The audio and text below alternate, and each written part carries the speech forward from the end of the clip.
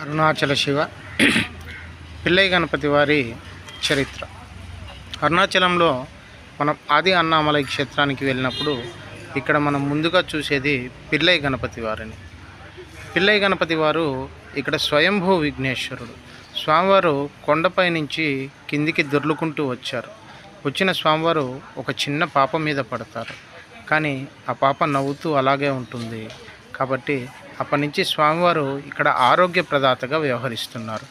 ఆ కాలంలో స్వామివారు చిన్నపిల్లలతో ఆడుకునేవారు, ఏదైనా దెబ్బలు తగిలితే మాయం చేసేవారు. అందుకని స్వామివారు అప్పటి నుంచి ఇప్పటి వరకు ఆరోగ్య ప్రదాతగా ఇక్కడి నుంచి వరాల జల్లులు కురిపిస్తున్నటువంటి మన బాలగణపతి, పిల్లై గణపతి అనే నామకరణాలతో స్వామివారు వైభోగంగా వెలుగుతున్నారు. కాబట్టి మీరు ఎప్పుడైనా ఆది అన్నామలై క్షేత్రం వెళితే ఈ యొక్క పిల్లై గణపతి స్వామి వారి ఆశీర్వాదాలు ఖచ్చితంగా తీసుకోవాలను. చిన్నపిల్లల విషయంలో చాలా వరాలు అందించే దైవం ఈ పిల్లై గణపతి వారు. విద్యను, ఆరోగ్యాన్ని ప్రధానంగా ఈయన భక్తులకు అందిస్తారు.